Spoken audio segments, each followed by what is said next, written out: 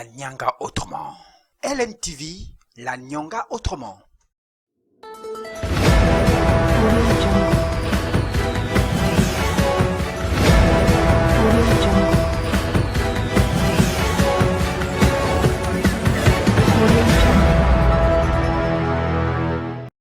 Quoi de mieux pour battre le bitume à l'occasion de la journée nationale de l'enseignant célébrée le 23 mars dernier. À Tchibanga, les enseignants ont voulu rehausser en différé cet événement en organisant des séances de poèmes, danses traditionnelles, le tout couronné par la prestation des majorettes à l'appréciation des enseignants venus des différentes écoles primaires de la localité. Enseignant un jour, enseignant toujours. Enseignant un jour, enseignant toujours. Même au soir de ta carrière, tu demeures enseignant pour toujours. Dieu, le Créateur, le plus grand enseignant qui enseigne tous les jours à travers sa parole. Comme Jésus enseignait les pharisiens, les docteurs, ce métier est divin. Célébré sous le thème « La responsabilité morale d'un enseignant », il a été question ici d'interpeller les enseignants sur la question.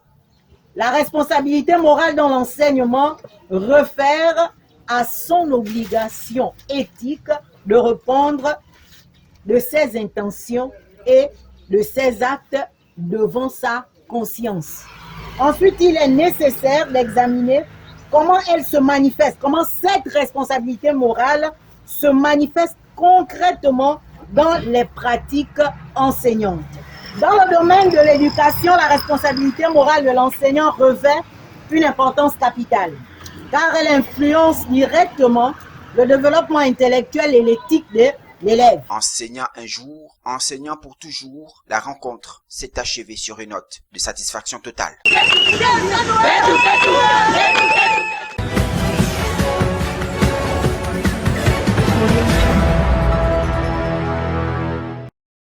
Et nous voici dans la commune d'Ndindi, cela devient notre habitude. Mais pour aujourd'hui, l'heure au bilan de l'année en cours, qui était plus que difficile, selon la directrice de cette école primaire.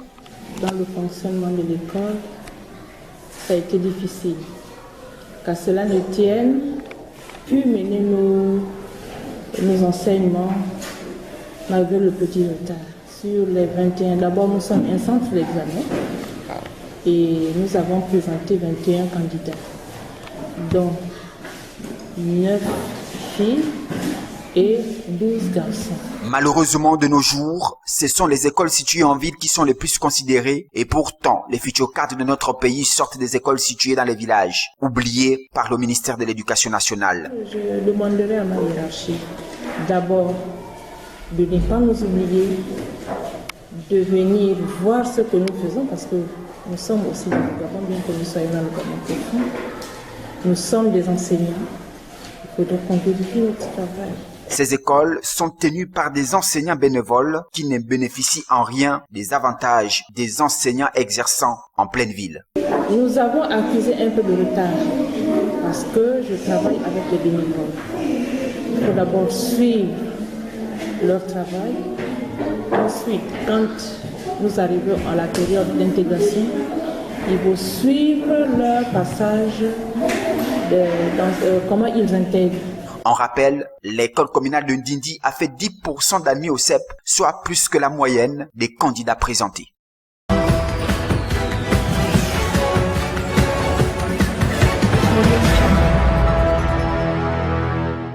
Ils viennent de lancer une grève illimitée pour dysfonctionnement au sein de la direction provinciale des travaux publics.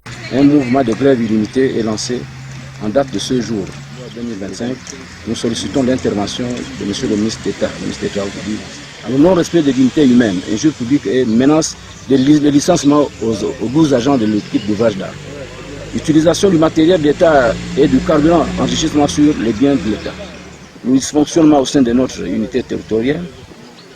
Le non-respect de la franche collaboration et sans cette raison aujourd'hui, le nouveau matériel qui est arrivé avec l'appui du chef de l'État, avec notre ministre des Travaux publics qui ont réhabilité presque toutes les directions.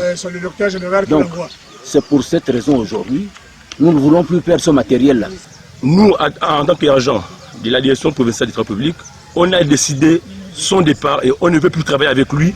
Il n'a qu'à repartir au ministère. À la suite de ce mouvement de grève, notre équipe de reporters a joint le directeur provincial des travaux publics qui lui malheureusement a dit ne pas réagir.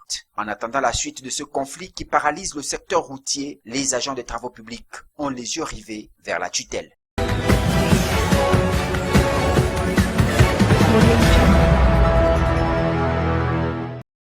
C'est ici au quartier Bibora que l'association Dossi a remis officiellement des kits alimentaires aux enfants vivant avec un handicap. Objectif, soutenir cette catégorie de personnes dans le but de les accompagner en toutes circonstances. Donc aujourd'hui, nous avons interpellé ces parents pour dire que même si nous avons des enfants en situation de handicap dans les maisons, il est important pour nous d'aller vers ces personnes et de prendre la solidarité. Donc ces kits sont des kits essentiellement des produits de première nécessité. Par exemple, aujourd'hui, sorti du travail que nous avons eu à faire, nous avons trouvé une personne qui était avant à Horizon Nouveau. Aujourd'hui, étant à Tchibanga, n'ayant pas de structure, elle est assise à la maison. Nous avons des enfants surmuets qui aujourd'hui font dans de l'art, qui dessinent tout ce qu'ils trouvent dans la nature. Avec l'appui de la Croix-Rouge, l'association Dossi compte aller plus loin pour redonner de l'espoir à ces enfants à mobilité réduite, qui d'ailleurs éprouvent d'énormes difficultés, surtout en moyens financiers. La Croix-Rouge est venue en appui, conseil surtout aux mamans qui ont des enfants qui vivent avec un handicap, pour déjà les encourager parce que c'est pas facile de s'occuper de ces enfants-là et leur dire que nous sommes de tout cœur avec elles et que à chaque fois que le besoin se fera ressentir et que nous aurons les aptitudes, sinon les moyens de les assister. Nous bénissons le Seigneur parce que Dieu a pensé à cette femme pour nous donner quelque chose. Ça va nous aider, un peu plus, nous nourrir, comment ça va nous aider. Vivement que cette action de l'association Dossi se perpétue.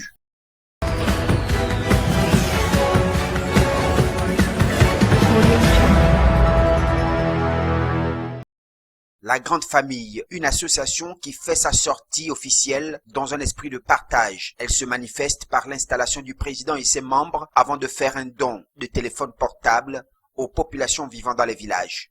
En effet, notre association a pour objectif de lutter contre l'exode rural, d'inciter les populations au retour à la terre, de promouvoir les activités génératrices de revenus, notamment par la mise en place des micro-projets, de contribuer au développement de la province, d'être une force de proposition et enfin de maintenir la cohésion sociale au sein de la communauté. L'association La Grande Famille s'est vue solidaire aux malades du centre urbain en remettant officiellement un lot de médicaments au grand bonheur des médecins.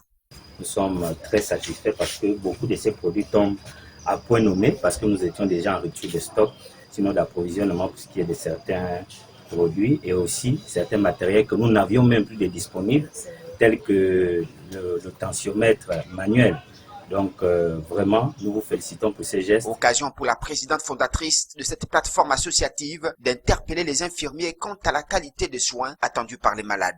Le message que je peux dire à mes très chers enfants, ce sont des enfants et des petites sœurs, c'est de faire bon usage. C'est de soulager le malade. Quand le malade arrive, il doit te soulager. L'ordonnance ne soulage pas. Quand le malade arrive, on lui donne encore l'ordonnance, il repart encore, il a la douleur. Non, à notre époque, quand le malade arrive, on fait d'abord les premiers paliers. Si par exemple, je ne peux pas prendre le glycosé parce que je ne connais pas s'il est diabétique ou bien hypertendu, je peux prendre le glycosé standard, je le place. Et j'attends le médecin qui me donne les instructions. C'est par cette photo de famille que s'est achevé ce rendez-vous de partage.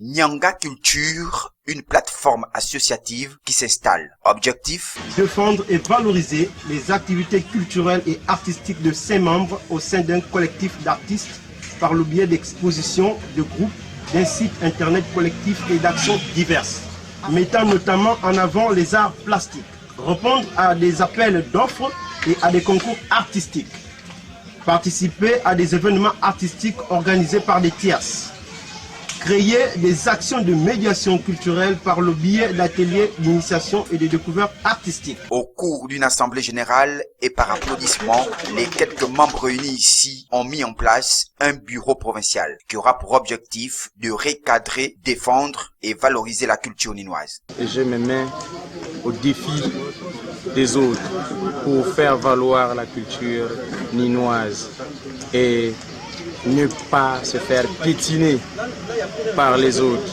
La culture ninoise dans la province de la Nyanga est complètement ralentie parce que nous étions dans l'ignorance de savoir qu'est-ce que nous savions et qu'est-ce que nous pouvions faire pour faire valoir cette culture. Aujourd'hui, nous ouvrons la vue, les yeux pour faire valoir, montrer que la culture ninoise existe et on se réveille pour se battre dans les bonnes conditions culturelles. La rencontre d'Ibanga Centre, dans le premier arrondissement de la commune de Tchibanga, s'est achevée par cette photo de famille.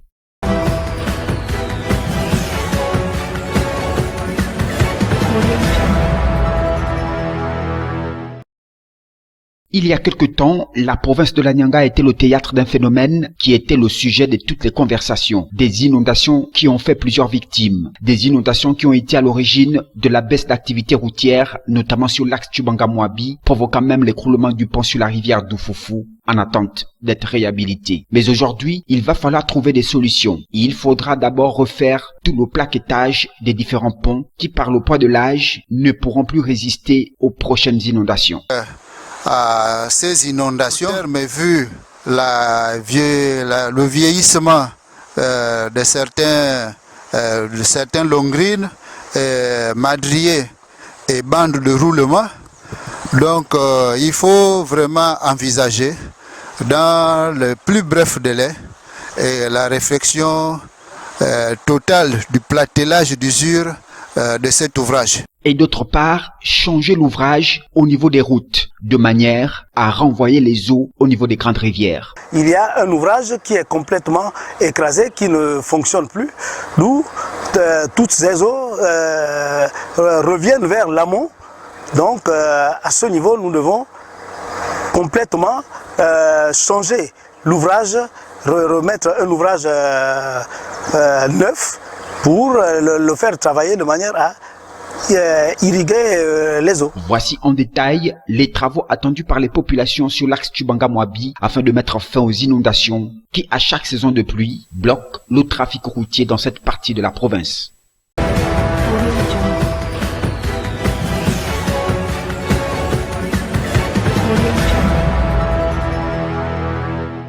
Ce cross de la santé organisé par la région militaire terrestre sud, dans sa 2e édition, a vu la participation de plusieurs athlètes civils et militaires. Le but étant de lutter contre toutes sortes de maladies corporelles. Les forces de défense et de sécurité de la Nyanga ont décidé d'organiser un cross dénommé Cross de la santé.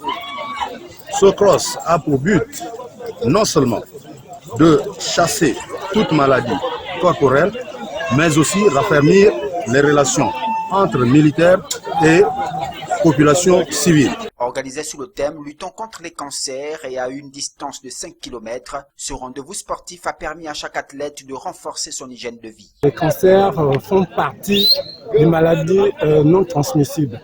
Et pour lutter contre ces maladies, la première chose qu'il y a lieu de faire, c'est l'hygiène de vie. Et l'hygiène de vie passe bien entendu par la pratique du sport. Les juniors, seniors et vétérans ont reçu des prix des mains des autorités locales au terme de ces instants sportifs. Et je suis fier d'avoir participé au cross de la province de la Nyanga. Et je remercie aussi tous ceux qui ont participé, même s'il y a d'autres qui ont perdu, bon ça va aller la prochaine fois et ils peuvent mieux faire. Sport amène la santé au corps. Et si tu pratiques un sport, tu seras en bonne santé. Je suis contente d'être première, c'est pas la première fois, même si au début il y a souvent la peur, mais ça va aller. Le rendez-vous a été fixé à la 3e édition.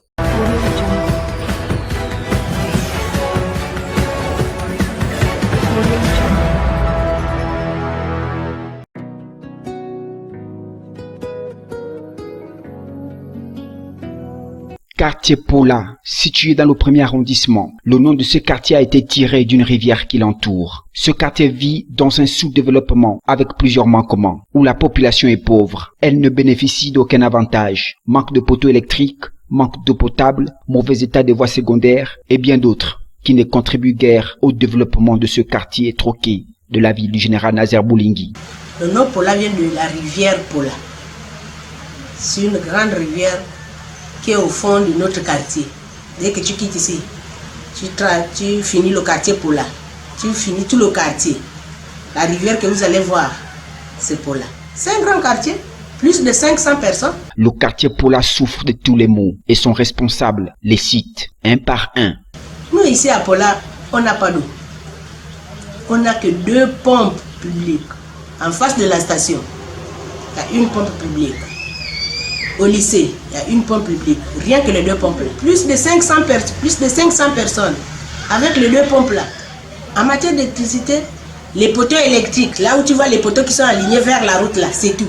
Mais dès que quelqu'un tombe là, ici à la carrière, quand tu même l'accouchement, quand tu es en difficulté ici, pour avoir le taxi aux heures tardives, c'est tout un problème. Il faut avoir le numéro d'une personne qui a le taxi pour appeler. Voici ainsi se présente ce quartier du 1er arrondissement qui autrefois faisait la fierté de la commune de Tchibanga, où le commerce demeure l'activité principale de nombreux compatriotes.